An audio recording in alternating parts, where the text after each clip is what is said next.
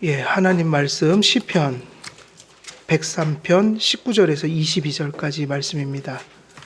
시편 103편 19절에서 22절까지입니다.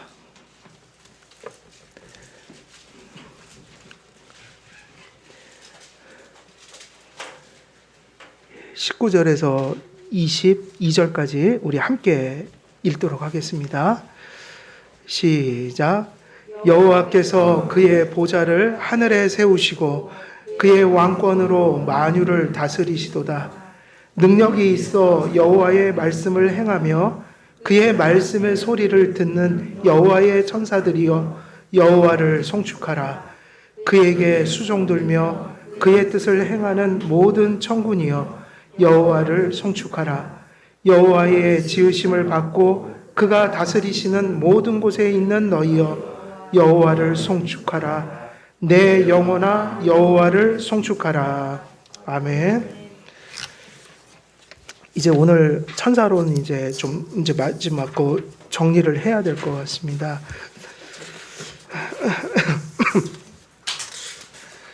자, 우리가 지난 시간에 어디까지 했냐면요.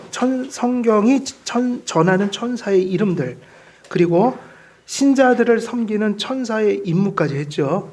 그래서 수호 천사가 뭐 이렇게 한 명 쫓아다니는 게 아니다.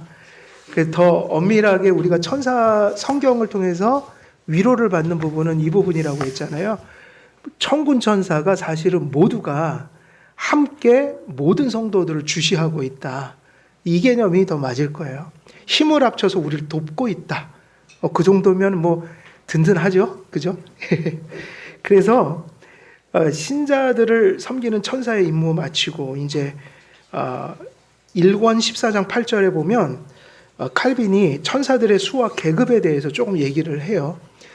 그래서 이제 항상 성경을 보게 되면 천사의 어떤 뭐 계급이 있는 듯한 느낌이 있긴 하죠. 뭐 가브리엘 천사 나타나 천사장이라는 말도 하고 또 미가엘 천사 뭐 이런 얘기도 하면서 몇 구절을 보면 뭐 미가엘은 좀 전쟁에 능한 천사, 그리고 가브리엘은 항상 무슨 소식을 전하기도 했고, 근데 그게 이제 몇 구절 속에서 보여지는 천사에 대한 어떤 이야기들이긴 하지만 항상 이제 전체적인 맥락을 가지고 성경 해석하는 게 참 중요하다. 그래서 성경에서는 조금 얘기를 하지만 사람들의 호기심이 발동되면 수많은 것들을 거기다가 인간의 생각을 붙여서 그렇게 막 이제 만들기 시작하죠. 천사에 대한 미신이 많다는 거예요. 특히 언제 많아요? 중세 시대 때. 그리고 뭐 영지주의, 고대 교회에서 영지주의라든지, 또 중세 시대 보면은 워낙 삼위일체 하나님 외에 천주교회는 중보자가 그렇게 많아요. 마리아도 중보고 성자들도 중보고 천사들도 중보고 해서 천주교는 그냥 다이렉트하게 예수님, 그러니까 성경에 중보도 하나요 그랬잖아요. 근데 아니에요. 천주교로 가면, 저는 어렸을 때 천주교 신자였거든요. 가면 뭐 성자의 이름으로 기도하고 또 마리아를 통해야지 예수님께 빨리 간대요. 마리아. 그러니까 마리아가 하는 역할이 이런 역할이에요. 그러면 나는 가끔 헷갈릴 때가 있어요. 예수님이 더 셀까? 마리아가 셀까? 근데 들어보면 마리아가 더 센 것 같아요. 이렇게 얘기를 하거든요. 종말에 이렇게 진짜 믿어요. 지금 예수님이 내가 이제 재림을 해야겠다. 이제 세상 끝장내야겠다. 벌떡 일어나면 옆에서 아들이요 그러면서 탁 말리시는 분이 누구예요? 마리아예요. 마리아. 그러니까 진짜 어머니예요. 그러니까 그렇게 이해한다고요. 어머니라고 할 땐 지상에서, 그리고 수단적인 그리스도의 성육신을 담은 그릇으로서의 수단, 그러니까 종인 거죠. 하나님의 구속사를 이루는 데 있어서 중요한 역할을 한 건 사실인데, 그 어머니가 하나님으로서 예수님 신성에 있어서 예수님 앞에서 이렇게 어머니로 발동하면 안 되잖아요. 그 비선실세가 된다는 말이에요. 제 말은 그렇게 되면 비선실세. 근데 실제로 신부들의 얘기를 듣거나 우리는 외가 쪽이 다 천주교예요. 그래서 들으면 그렇게 믿더라고요. 예수님이 뭘 하려고 하면 꼭 말리는 분이 누구냐면 마리아. 예수님은 용서하고 싶지 않은데 하도 마리아에게 기도를 하니까 마리아가 또 빌어준대요. 저 사람을 용서해 주라. 그럼 또 어머니 말은 순종하시는 분이 또 아들이다. 이렇게 되는 거예요. 이런 믿음을 가지고 있어요, 실제로. 그런데 이게 마리아만이 아니라 성자, 무슨 천사, 이런 미신화된 중보자 개념들이 너무 많아서 제가 볼 때는 천주교에서 중보는 하나요라는 믿음과 교리를 제가 볼 땐 분명히 위반하고 있는 건 사실이다. 너무 많은 중보자들이 있단 말이에요. 그래서 이 천사들에 대해서도 성경이 요만큼 얘기하면 되게 많은 걸 만들어내요. 그거에 근거해갖고 되게 많은 걸 만들어낸다. 그런 것 중에 하나가 또 이 천사들의 수가 몇이냐, 천사들의 수가 얼마나 되냐는 거예요. 계급에 대해서, 또 천사들 계급은 체제는 어떻게 돼 있을까? 근데 여기에 대해서 아까 말씀드린 그게 다예요. 미가엘은 약간 천사장, 뭔가 이렇게 리더하는 느낌이 들긴 한다. 그죠? 하나님이 만든 조직에는 항상 모든 게 질서가 있지 않겠어요? 사람에게도 질서가 있는데. 그죠? 사람의 조직에도 질서가 있으니 천사들 세계에도 뭐 질서가 있을 수는 있다.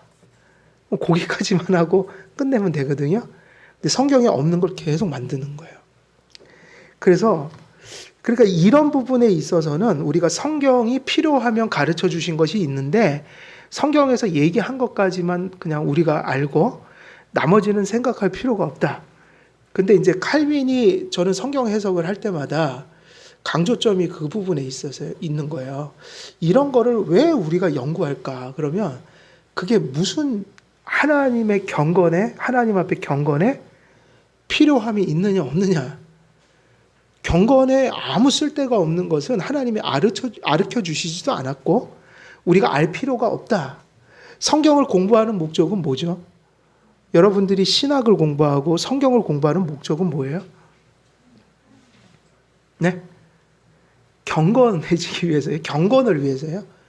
하나님을 더 두려워하고 하나님을 더 사랑하고 예수님 안에서 하나님 잘 믿으려고 생활하려고 예배하려고 성경을 알아가는 거죠.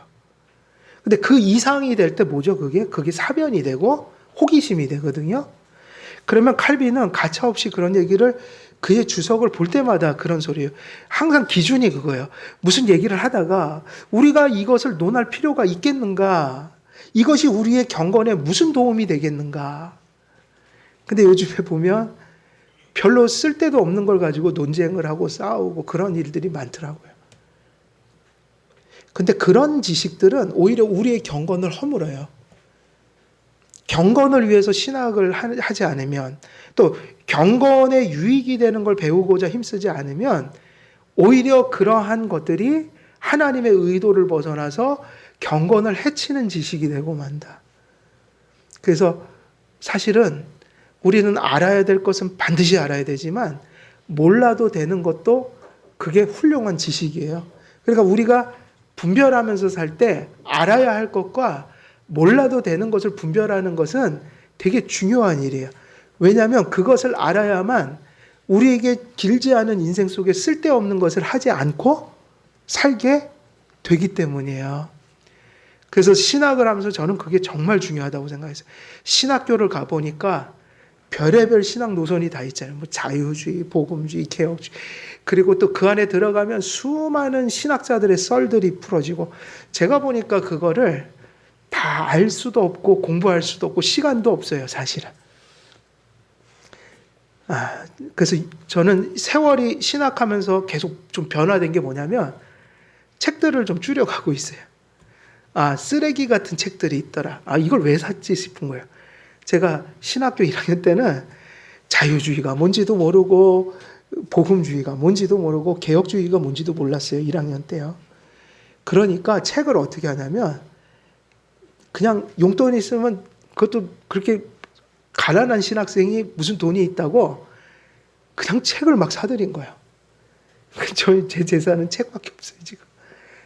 근데 책을 이렇게 수년이 흐르고 나니까 쓰레기 같은 책이 있는 거예요. 그러니까 이제 다 엿바꿔 먹고 버리고. 그러니까 이런 마음이 있어요. 이런 책은 세상에 존재하지 말아야 돼. 누가 볼까봐 겁이 나서 버린 거예요. 그래서 자꾸 줄어요. 서가에서 없애기 시작하죠. 그리고 악한 책이지만 또 봐야 될 필요가 있는 책이 있어요. 그걸 비판하기 위해서. 그건 남겨둬요. 비판을 해야 되니까, 사람들에게 가르쳐 줘야 되니까, 뭐가 잘못됐는지. 하지만 우리 인생이 길지 않아서요, 제가 요즘에 느끼는 건, 인생 그렇게 다 할 수 없는 걸 깨닫는 거예요. 다 읽을 수 없고, 다 알 수 없고, 배울 수 없다. 그러면 내가 정말 읽고 떠나야 될 책들은 빙산의 일부일 뿐이에요. 조금밖에 못 읽어요, 사실. 있는 책도 다 못 읽는데 뭐요. 그러니까 한 가지 지혜를 깨달았죠. 반드시 알아야 될 것과 몰라야 될 것이 있었는데 나는 그걸 그 어린 마음에 다 알고 싶었던 거죠. 그냥 뭐가 보이면 다 산 거예요. 그냥. 요즘에는 아니다. 시간도 없는 것도 알고 내 한계도 알고, 그리고 이제 다음 책 읽는 게 뭐냐면, 저는 목회를 하잖아요. 일단 설교에 도움이 될까 안 될까, 이게 우선순위예요. 다른 거 읽을 시간도 많지는 않아요, 솔직히 말하면. 그러니까 자꾸 이렇게 우선순위가 정해지니까 인생은 우선순위가 중요하구나. 우선순위를 정하면 뭐가 정리가 되는구나. 근데 우리가 신앙생활도 똑같아요. 신앙생활은 호기심으로 하면 안 돼요. 그럼 한도 끝도 없고, 그리고 요즘에 인터넷이 사실은 그게 교회에서도 한번 다루어야 돼요. 이론적으로. 지금 이 미디어적인 환경이 어떤 영향을 미치는지를, 제가 요즘에 무슨 책 하나를 읽고 있는데 그건 결론이 그거더라고요. 그러니까 인터넷으로 글을 읽거나 이게 계속 스크롤을 돌리잖아요. 그리고 계속 광고 뜨고 또 링크돼 있어 어디로 들어가고 계속 그러는데 우리 뇌 조직을 바꿔놓은대요. 그래서 결론은 그거예요. 실제로 보니까 뭐 그런 얘기는 뉴런, 시냅시스 해갖고 또 뭐 화학작용해서 뇌가 이렇게 뭐를 사고하고 뭐 이런 이렇게 메커니즘이 있는데, 이제 결론은 그거예요. 뭐 어려운 건 이해가 안 되고 저도 결국은 사고력을 망가놓는데요. 그러니까 정보는, 저도 놀라워요. 개혁주의 1600년도 종교개혁 시대의 문서들이 다 스캔 떠져 있어요. 옥스퍼드 대학이나 막 뭐 유명한 대학들 있잖아요.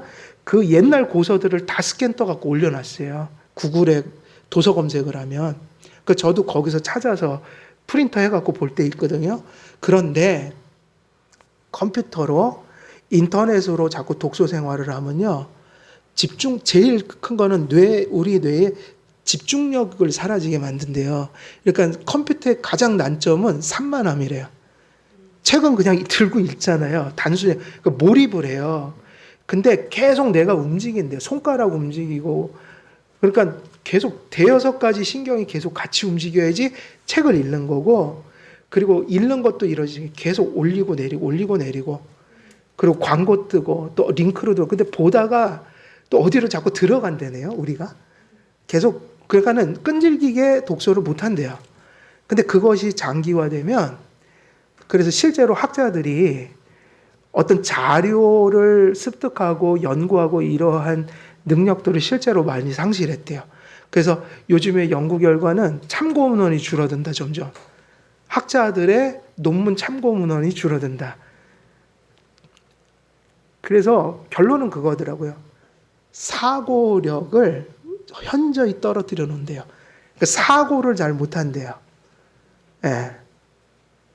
옛날처럼 그런 거 있잖아요. 많이 아는 게 아니라 사고력. 우리는 뭔가 보면 기억하고, 기억한 것들이 여러 가지가 또 이렇게 종합돼 갖고 연결 지어지고 판단하고 뭐 이런 거. 근데 그런 능력들이 사라진대요. 많이. 기억도, 그리고 어떤 전체적인 기억된 것들을 조합하고 관계 짓고 뭐 판단, 이런 것들이 상당히, 그러니까 약간은 옛날에 테레비가 바보 상자다 그랬잖아요. 그 일리가 있는 얘기예요. 사람을 약간 바보를 만든다. 그래서 가능하면 종이책을 읽어라. 근데 저는 인터넷을 보면서 뭐 그게 옳든 그르든 한 가지 분명한 건 있어요. 인터넷은 너무 정보가 많아요. 경계가 없이 무질서하게 그냥 온갖 것들을, 그러니까 음식으로 따지면 쓰레기와 먹어야 될 음식이 막 뒤섞여 있어서 그걸 골라낼 수 있는 능력이 없으면 뭐를 먹을지 모르는, 그래서 함부로 그런 걸 잡식해서는 안 된다. 그래서 이제는 양이 아닌 것 같아요. 그러니까 지금 시대는 양이 됐어요. 속도와 양인데 저는 이제 지금은 몰입과 집중과 질이다. 지식에. 그래서 항상 인터넷이 자랑하는 것은 관계망이잖아요. 뭐 네트워크니 어쩌고. 근데 관계는 좀 더 소원해져요. 옛날에는요, 밖에 나가면 전화도 못 했잖아요. 전화기가 없어. 핸드폰이 어디 있었어요? 그죠? 그리고 한번 만나려고 하면 정말 연결이 돼야 돼요. 핸드폰이 아니잖아요. 집 전화로 하고. 지금은 그냥 뭐 24시간 뭐 눌러대면, 그리고 진짜 많이 주고받아요. 근데 제가 봐도 형제지간에도 우애도 없어지고 더. 그런 게 있으면 더 우애가 있어야죠. 근데 도움이 안 돼요, 그게. 사람들의 관계는 점점 더 인격적이지 않게 가고 있어요. 사실이에요, 그게. 그래서 가능하면 교회는 어쩔 수 없이 저희도 지금 온라인을 하지만 지금 상황이 그래서 그런데 코로나고 가능하면 오프라인으로 모든 걸 해야 돼요. 예. 더군다나 예배는 회집이에요. 회집이 없으면 예배가 아닌 거예요. 그러나 예배는 있어야죠. 또 너무 완고해서 무조건 안 된다. 아니죠. 또 어쩔 수 없어서 그거를 최선의 선택으로 또 할 수도 있지만 그건 정상이 아니라는 건 알고 가야 되는 거죠. 정상이 아니다. 여건이 되는 한 우리는 모이기에 힘써야 한다. 그래서 중요한 건 그거죠. 무엇을 알아야 하고 무엇을 알 필요가 없을까를 정말 잘 분별하는 것이 경건에 매우 유익이 돼요. 그래서 이런 주제들이 천사들의 수와 계급에 대하여 이걸 확정하려고 하는 것이 어느 시대에는 되게 중요한 일이었다는 거예요. 성경에 없는 얘기까지 막 회자가 되고 가르쳐지고, 근데 그게 중요하지 않다. 성경이 천사의 계급을 언급하는 구절들이 소수 발견되지만 성경 외에 이제 뭐 외경에도 조금씩 나오고 그러는데 이 몇 구절을 통해 천사들의 존귀의 정도를 결정지을 근거가 미약하다. 그렇게 무슨 계급을 확정지을 만큼 성경에 많은 얘기가 없으니까, 그럼 많은 얘기가 없으면 어떻게 믿는 게 가장 신학적이고 정확한 거예요? 성경이 정확하지 않으면 우리도 그냥 정확하지 않게 아는 거예요. 무슨 얘기인지 아시겠어요? 성경이 두리뭉실하게 가르쳐줬잖아요. 그럼 우리도 당연히 두리뭉실하게 알아야 돼요. 그 정도를 아는 게 하나님의 뜻이다. 항상 성경 해석하게 제 원칙이에요. 성경이 가는 대로 가야 된다. 그래서 성경이 성경을 해석한다고 그랬거든요. 그러므로 칼빈은 천사의 계급을 정하는 것을 미결로 남겨둡니다. 천사들의 수와 계급은 완전한 계시가 있을 마지막 날까지 기다림이 마땅합니다. 그리고 여러분, 천사의 수를 우리가 알들 무슨 유익이 있을까요? 천사의 수를 세봤자 무슨 유익이 있냔 말이에요. 차라리 그게 더 유익하지 않아요? 우리 이 세상에 도대체 몇 명이 사나 한번 세보자, 사람이. 우리 가까이 있는 사람들 아니에요? 그게 낫지. 천사 수를 세서 뭐 하겠냔 말이에요. 근데 이걸 중요시 여기는 사람은 무지 중요해요. 성경에 없는 얘기까지 해야지 되는 상황들. 그래서 무리를 일으키죠. 교리적인 혼란을 일으키고 교회에 무리를 일으킨다. 이런 것은 성경이 말씀하신 분량만큼 보고 또 이런 얘기를 왜 하는지를 주목하는 게 더 중요해요. 그래서 그 얘기가 되게 중요하다는 거죠. 뭐가 중요해요? 항상 우리가 지금 계속 천사론을 얘기하면서 반복했던 거. 혹여 성경에서 어떤 얘기를 천사에 대해서 꺼낸다면 그건 하나님의 영광이고 하나님의 권능의 액세서리가 이 정도다. 그리고 나는 너희들을 그렇게 세밀하게 돌본다. 천사들까지 지어서. 너희들은 모르지만 내가 계속 보내서 너희들에게 뭔가 도움을 주게 그것들을 다스리고 있다. 그런 것이 중요하다는 거예요. 그러면 천사는 어떤 존재입니까? 물으면 14장 8, 9절에 뭐라고 돼 있죠? 인격을 지닌 영적 실체로서 천사. 여러분, 천사는 여기 보니까 천사는 뭐를 가졌다고 첫 줄에 돼 있어요? 영성. 근데 요 말이 조금 분별을 잘 하셔야 돼요. 보통 우리가 천주교에서 기도해서 영성훈련, 우리가 영성훈련을 해서 신앙을 키웁시다 막 이런 얘기 하잖아요. 그 의미가 아닙니다. 우리는 영성이라는 말을 그런 의미로 쓰면 될까요? 안 될까요? 안 돼요. 그러니까 적어도 개혁신학을 추구하는 분들은 그 말을 버려야 돼요. 영성이라는 말은 왜 안 되냐면 애초에 그게 쓰이고 있는 배경 때문인 거예요. 예를 들면 중보기도를 다 도고의 기도로 이해하고 쓰잖아요. 중보기도를. 근데 왜 중보기도를 쓰지 말라고 하냐면 저기 은사주의적인 그런 교회들이 중보기도라는 개념을 만들었다고요. 개념화한 거라고요. 그러니까 요즘에 중보기도하면 그런 부류가 쓰는 것이라 우리는 더군다나 중보라는 말을 예수님께만 써야 되고 예수님만 중보자니까 중보기도는 없죠, 사실은. 우리는 도고의 기도라고 하죠. 근데 그것 말고도 중보라는 말에 그런 은사주의적인 개념을 담아서 쓰고 있단 말이에요. 그래서 그거 하잖아요. 중보기도 훈련, 중보기도회, 중보기도팀. 이게 다 개념 가지고 쓰는 거라서 우리는 도고를 쓰자 이렇게 한 거고, 영성이라는 말은 왜 안 되냐면요. 우리는 영성이라는 말 대신 뭐를 써야 될까요? 예, 경건, 피어티라는 말을 써야 돼요. 그래서 우리는 무슨 기도해야 한다. 경건 훈련을 하기 위해서. 그게 뭐죠? 경건 훈련. 우리는 그 영성을 추구하는 사람들이 얘기하는 그것을 경건이라고 불러요. 경건. 그래서 예를 들면 지금 이렇게 성경 공부하고 기도해야 하고 또 여러분들이 때로 금식할 수도 있고 이런 걸 다 뭐라고 불러요? 무슨 훈련이에요? 경건 훈련. 성경에도 경건을 경주하라 이런 얘기 있잖아요. 그죠? 경건. 그러면 왜 영성은 안 될까요?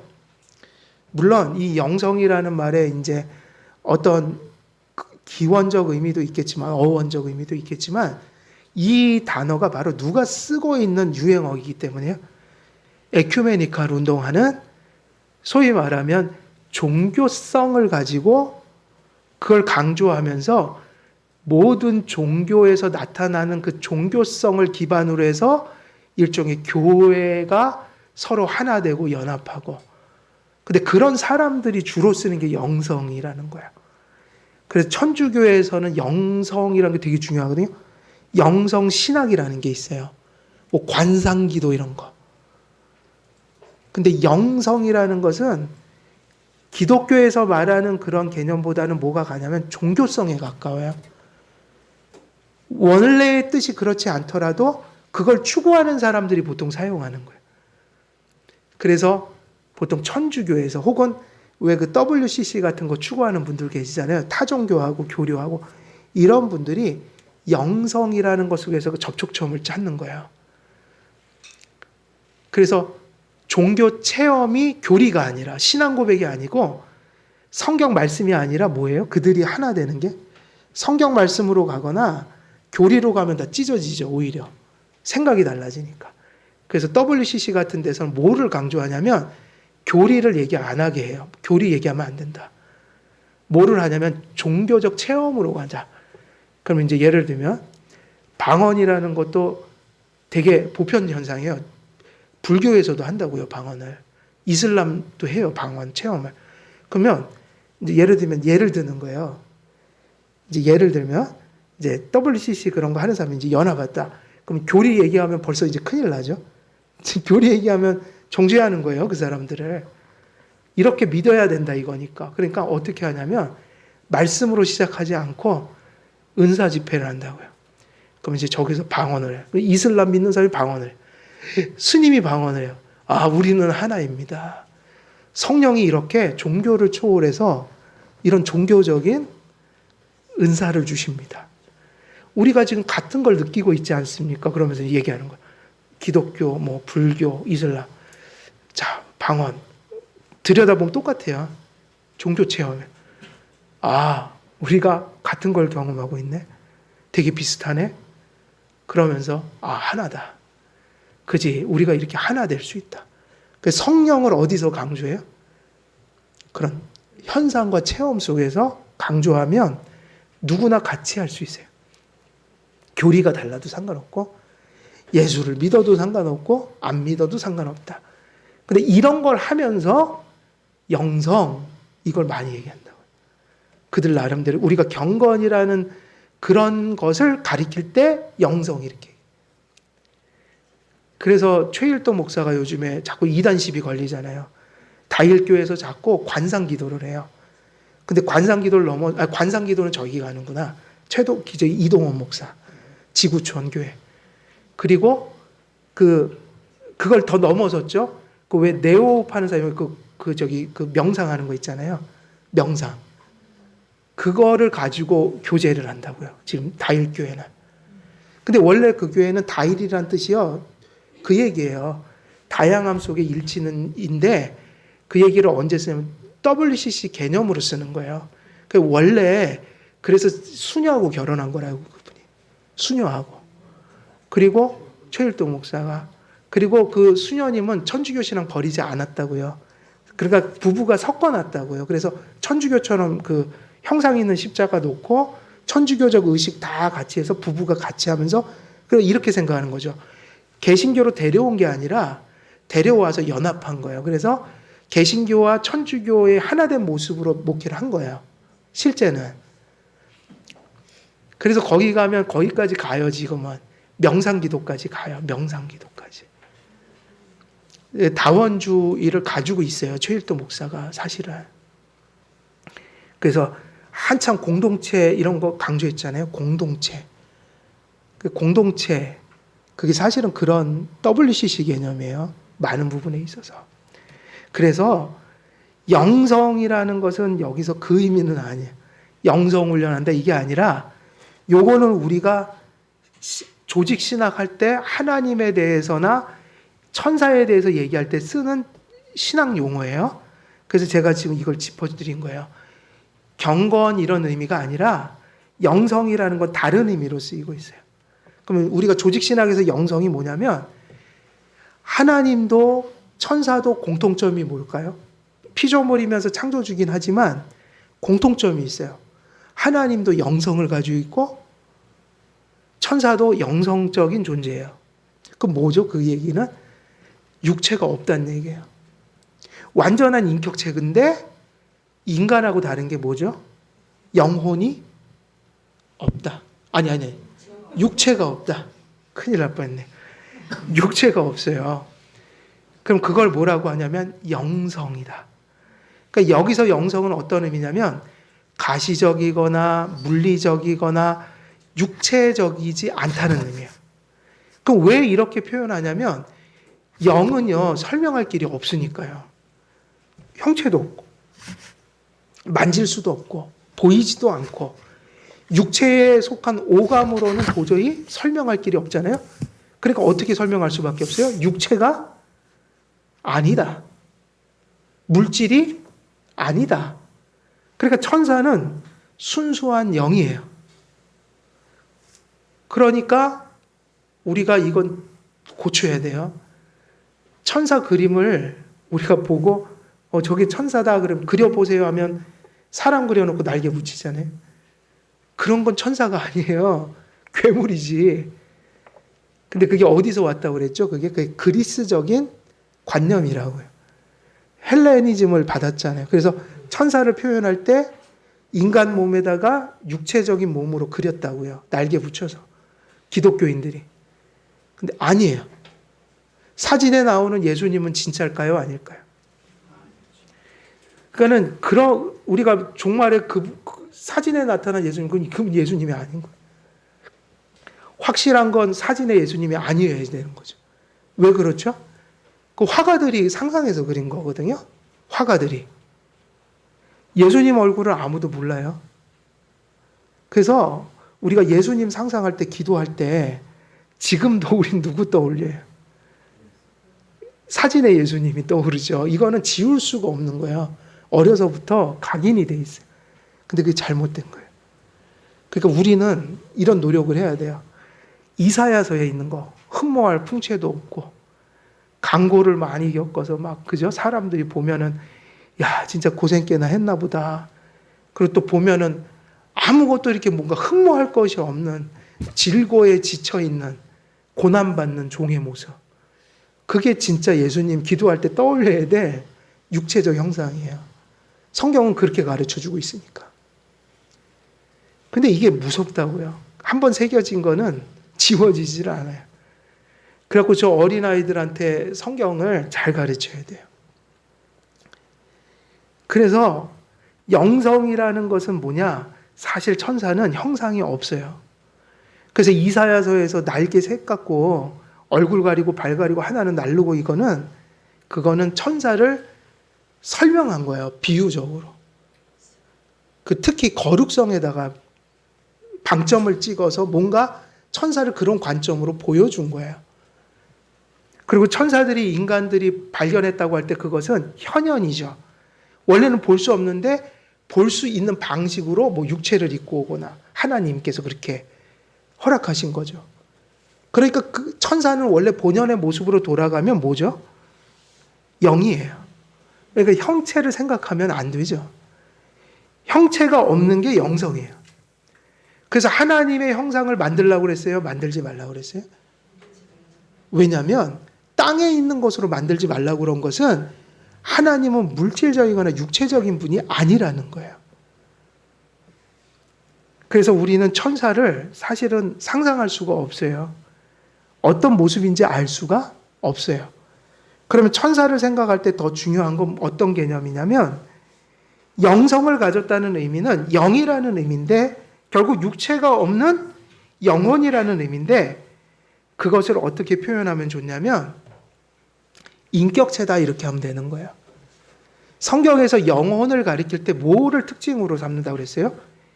영은 설명할 길이 없으니까 영으로서 존재하는 존재에게서 나타나는 거 있잖아요. 기능. 그게 뭐냐면 지정의라고요. 천사들도 뭐를 가진 인격체인 거예요? 지정의. 그래서 천사와 그러니까는 구약 성경에 보면 천사들이 인간과 어떤 그 시대에 하나님이 허락한 것 안에서 커뮤니케이션 할 때 천사는 인격체로 나타나는 거예요. 현현은 일시적인 거지만 그 본체는 인격으로는 대화를 나누고 있는 거죠. 가브리엘이 마리아에게 하나님이 너에게 무슨 뜻을 이뤘다 이렇게 하실 때 그 얘기를 한 건 실제라고요. 그래서 천사는 지와 정과 의를 가진 인격적 실체다. 그래서 우리가 죽으면요, 주님 재림할 때 부활이 되잖아요. 그 전까지는 우리가 어떻게 하나님 나라에 가서 하나님과 함께 있을까요? 육체가 있는 모습이에요? 없는 모습이에요? 없이요. 그때 루이스 펄코프 조직신학에도 다 있어요. 그렇게 얘기한다고요. 육체는 아직 없지만 영혼만 일단은 천국에 가면 희락을 누린다는 거예요. 육체는 아직 없지만 지정의가 있어서 의식을 가지고 있다. 하나님을 찬송하고 하나님과 교제하고 그리고 하나님이 주시는 것들을 인식하면서 기뻐한다는 거예요. 그러니까는 부활 전에도 지극한 천국의 희락을 영혼으로 느낄 수 있는 거예요, 우리가. 그게 영혼이다. 그래서 그러므로 천사는 여기서 칼빈이 이렇게 표현했어요. 뭐가 없는 영이다? 형체가 없는 영이다. 성령이 간혹 그룹이나 스랍이라는 이름 하에 날개 가진 천사를 묘사하지만 이는 번개와 같은 민첩성으로 우리에게 도움을 베풀 준비가 되어 있는 존재를 비유적으로 묘사하고 있을 뿐이다. 천사들의 그 언약궤에 보면 스랍이라고 해서 천사로 언약궤를 덮고 있잖아요. 그것은 실제로 이렇게 깃털 달린 날개가 있는 게 아니라 성경에서도 스랍은 하나 인간들에게 그 천사의 속성을 형체적인 모습으로 알려주셨을 뿐인 거예요. 그래서 성경은 많은 구절들을 통해 천사가 단지 하나님의 능력의 표본이거나 사람을 고치시키는 감동이 아니라고 합니다. 왜냐하면 인격체니까요. 천사들은 참된 영들입니다. 루이스 펄코프는 인간론을 다루며 영혼을 생명의 행동 원리와 인격적 행동의 주체라고 얘기를 합니다. 그래서 생명과 생명의 주체로서의 의식이 있기 때문에 천사가 인격적으로 하나님을 대하고 인간을 대할 수 있는 거예요. 그런데 천사들은 육체가 없는 영적 실체로서 인격을 가진 행동의 주체요, 생명을 지닌 존재로 실체합니다. 단지 능력이나 영감이 아니라 인격적 존재로 존재합니다. 그래서 거기 두꺼운 글씨 같이 읽어볼게요. 시작.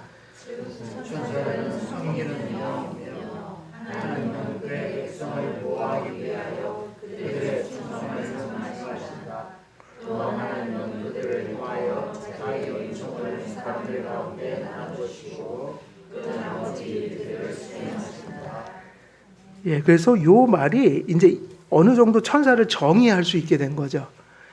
천사가 하는 일은 뭔가 수정 들고 있다. 하나님과 인간을. 근데 어떤 존재인가 그러면 천사는 형체가 없는 영이다. 섬기는 영이다. 이렇게 정의를 내린 겁니다.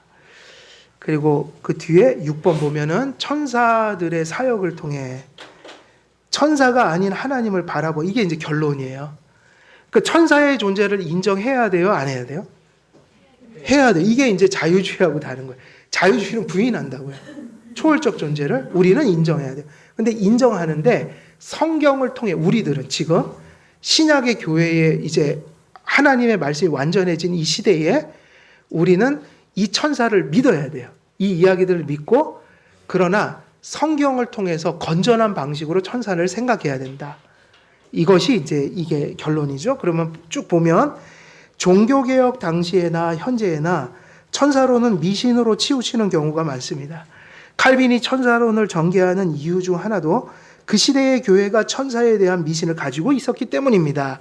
그러면 오늘날도 천사를 가르쳐야 되는 이유는 오늘날에도 뭐가 있기 때문이에요. 천사에 대한 미신이 있기 때문이에요.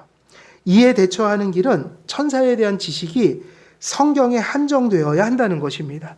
그리고 성경을 통해 주어진 천사에 대한 인식이 오직 하나님을 더욱 바라보는 방향으로 정립되어야 합니다.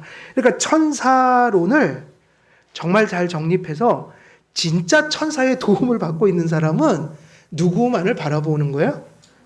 예. 근데 천사의 도움을 받는다면서 자꾸 천사 하나님이 아닌 이상한 걸 바라보면 이미 그건 성령이 아니다. 천사가 돕는 것도 아니다. 천사는 그러려고 돕는 게 아니다. 하나님을 우리에게 자꾸만 보여주기 위한 거란 말이에요. 천사에 대한 가장 위험한 왜곡은 천사를 숭배의 대상으로 삼는 거예요. 여기까지 가면 이제 정말 잘못하는 거죠. 우리와 같이 천사들도 오직 하나님을 의존하여 존재하는 피조물일 뿐입니다. 그러므로 천사들도 성도들처럼 동일한 셈에서 물을 길어야 하는 자들일 뿐입니다. 사실은 천사가 강한 게 아니란 말이에요. 천사에게 영광이 있는 게 아니에요. 하나님이 손을 놓는 순간 천사는 끝인 거예요. 요한이 천사를 보고 경배하려고 할 때 오늘날에도 천사를 숭배하거나 성경적이지 않은 천사론을 자꾸만 접근하는 사람들에게 이렇게 말하고 있는 거예요. 누가요? 천사들이. 들리지 않는 소리로 뭐라고요? 나는 너와 같이 된 종이니 삼가 그리하지 말고 누구에게 경배하라? 예, 이게 천사들의 목적인 거예요. 하나님께서 천사를 사용하시는 것은 이것도 되게 중요합니다. 하나님께서 천사를 사용하는 것은 필연적이에요? 필연적이지 않아요? 이게 중요하죠. 하나님은 사실은 모든 것을 천사 없이 하실 수 있고, 그리고 궁극적으로는 모든 게 하나님이 하시는 거야. 그런데 하나님이 행하시는 일을 그러한 수단들을 통해서 드러내기 위해서 하나님이 하실 수 있는 일을, 또 결국은 하나님이 하시는 일을 도구라는 것을 사용해서 하실 때가 있다. 그 도구 중에 하나가 천사일 뿐인 거야. 그래서 하나님께서는 천사와 그들의 사역을 의존하지 않으십니다. 천사가 하나님을 돕는 것은 하나님의 어려움을 덜어드리는 것과 아무 상관이 없습니다. 그래서 우리가 봉사할 때도 이게 되게 중요해요. 우리가 봉사하면서 야, 하나님이 너무 힘들까봐 하나님 수고를 덜어드리려고 내가 이렇게 열심히 한다. 그러면 야, 정말 그 신앙이 이상한 신앙인 거야. 하나님은 힘들어 하시지 않아요. 쓰임 받는 우리가 감사할 일인 거죠. 하나님께서는 무엇을 의존하지 않으십니다. 오히려 천사들이 하나님께 쓰임을 받아 사역을 수행하며 그 사역의 권능을 오직 하나님께로부터만 부여받습니다. 천사들은 하나님의 보호자의 영광과 권능의 뭐라고요? 이게 가장 중요한 단어예요. 엑서살이에요. 엑서살이. 하나님의 영광의 표본이요, 하나님의 영광의 거울로 그들을 삼으신 것입니다. 그냥 하나님을 보여주는 방식이에요. 멋진 거를 하나 만들어서 하나님 대단하시다, 이 얘기를 하시는 거예요. 천사가 얼마나 대단하겠어요, 그죠? 우리가 못 봐서 그렇지 얼마나 아름답겠어요? 그러면 그 생각을 해야죠. 야, 하나님 대단하시다. 저런 것들을 만들어 갖고 참 대단하시네. 이게 정상적인 사고다. 그리고 천사들을 사용하시는 또 다른 이유가 있다면 그것은 인간들의 연약함을 뭐 하기 위함이다? 위로하기 위함이다. 그때 말씀드렸죠? 그냥 하면 잘 못 알아들으니까 선물을 꼭 주면은 뭔가 그 매개적인 것을 통해서 이해하잖아요. 아, 나에게 정성을 들이고 있구나. 그게 뭐예요? 천사예요. 하나님이 이렇게 우리를 사랑하신다. 그걸 리얼하게 보여주신 거예요. 너무도 많은 위험과 해로움과 적들로 쌓인 것이 우리의 인생사이기 때문에 하나님께서는 연약한 우리들 옆에 뭐를 두셨다고 말하면서 위로하시는 거예요?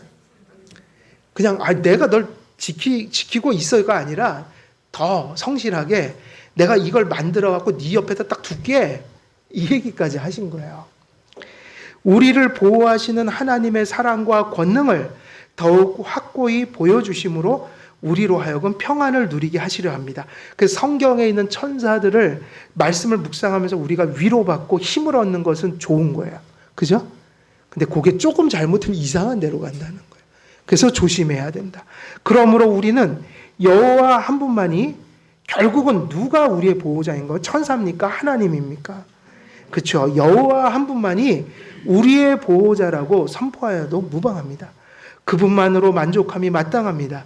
2차적 원인을 사용하시든 하나님께서 직접 보호하여 주시든 우리의 보호의 궁극적 원인은 오로지 하나님께 있기 때문입니다. 여러분, 그래서 요즘에 조심할 게 그거예요. 병이 났는데 여러분, 꼭 의사의 손길을 통해서 난 것도 누가 고쳐주시는 거죠? 그렇죠. 사실은 모든 게 초자연적인 능력인 거예요. 우리는 하루하루 기적을 체험하면서 사는 거예요. 누구의 손길을 보면 기적이 되는 거예요? 하나님의 손길. 그냥 농부가 쌀을 져서 내가 죽으라 이래갖고 내 입에 지금 밥 한 숟갈이 들어간다고 하면 그건 그냥 인간의 일이에요. 근데 그게 하나님이 하셨다고 할 때 농부들에게 생명을 주시고 그들이 그것을 가꿀 때 하나님이 실제로 그것들이 말라 죽지 않도록 역사하시고 섭리하시고, 그 모든 내 입에 오는 한 숟갈이 하나님의 손길로 왔다. 그럼 그게 뭐가 되는 거죠, 사실은? 그거는요, 초월적 능력이 역사한 거라고요. 지구가 자전하는 게 자연이죠. 자연의 법칙이죠. 근데 그 자연의 법칙을 하나님이 지금 움직이시고 계시거든요. 그게 어떤 능력으로 움직이고 계신 거예요? 전능하신 하나님의 손길이라서 그게 자연의 법칙이지만 하나님을 거기서 발견하면 그건 기적인 거예요. 기적은 다른 게 없어요. 자연의 법칙을 잠시 멈추고 그걸 뒤집으면 우리가 보통 그렇게 보기 원하는 기적인데, 사실은 뒤집어 엎든 수단을 사용하든 하나님이 하시는 건 똑같거든요. 하나님의 손길로 내가 무엇인가를 발견하게 되면 그게 뭐일까요? 그게 기적으로 살아가는 것이다. 그러므로 우리는 성경을 통해 알려진 천사에 대한 지식을 접으며 오로지 우리의 시선을 하나님께 고정해야 합니다. 천사들은 하나님의 지시 없이 어떤 일을 위해서도 움직이지 않으며 하나님께서 그들에게 은사와 권능을 베풀어 주시지 않으시면 손 하나 까딱할 수 없는 피조물이 천사입니다. 이것이 정말 중요해요. 천사는 손 하나 까딱하는 것도 누구의 명령에 따라서 한다고요? 그래서 천사가 하나님의 성실을 가르쳐 주는 거예요. 만일 그들을 하나님의 영광의 거울이요 액세서리로 여기며 우리를 돕고 보호하시는 하나님의 손길로 여기지 않는다면 천사들은 우리를 하나님 아버지와 그리스도로부터 멀어지게 하는 존재로 전락하게 되는 거야. 천사가 그러는 게 아니라 천사를 잘못 이해하게 되면 천사가 누구와 누구 사이를 멀어지게 한다고요? 예. 하나님을 가까이 하려고 천사를 보냈는데 천사가 회방물이 되는 거예요. 그래서 천사론을 바르게 정립하는 게 중요하다. 우리의 구원과 예배를 위한 연합과 교제의 대상은, 항상 이게 중요하죠. 우리의 연합과 교제의 대상은 천사가 아니라 누구여야 돼요? 삼위일체 하나님뿐입니다. 신앙의 대상은 오로지 한 분이시라는 거예요. 천사들의 영광은 오로지 누구의 것이어야 합니까? 하나님의 것입니다. 그래서 이제 다음 주에는 어디로 가요? 바로 이거예요. 하나님의 영광을, 하나님의 것을 자기의 것으로 돌린 천사들이 누구인 거예요? 그게 마귀인 거예요. 그래서 다음 주에는 이제 마귀론으로 이제 저희들이 들어갑니다. 천사는 마쳤습니다. 그래서 이제 천사론을 마쳤는데 결론은 그것이죠. 천사라는 존재는, 천사는 존재합니다. 왜냐하면 성경이 계시하였기 때문에. 그러나 천사에 대한 바른 지식은 어디에만 있어요? 성경에만 있습니다. 그 성경은 천사를 왜 가르쳐 줍니까? 천사를 통해서 하나님의 사랑과 영광을 우리로 하여금 감사하기 위해서, 또 하나님의 영광을 하나님 앞에서 높이기 위하여 천사들을 동원하고 계신다. 그래서 우리 한길교회 성도님도 천사론 잘 정립해서 천사에 대한 지식이 하나님을 바라보게 하는데 유익한 지식이 되는 그런 은혜 있으시기를 우리 주 예수 그리스도의 이름으로 축원드립니다. 살아계신 하나님 아버지, 이제 또 천사론을 다 마치었습니다. 칼빈을 통하여 또 성경을 살피며 또 귀한 지식들을 나누게 하신 은혜를 감사합니다. 늘 잊어버리지 않게 하시며 또 가슴 속에 믿음 바를 실제적인 신앙 생활 속에서 또 우리가 그것을 붙들고 또 그 말씀대로 또 경건을 영위해가는 우리의 삶이 될 수 있도록 또 성령으로 충만해 주시고 또 함께하여 주옵소서. 감사드리옵고 우리 주 예수 그리스도의 이름으로 기도드리옵나이다. 아멘.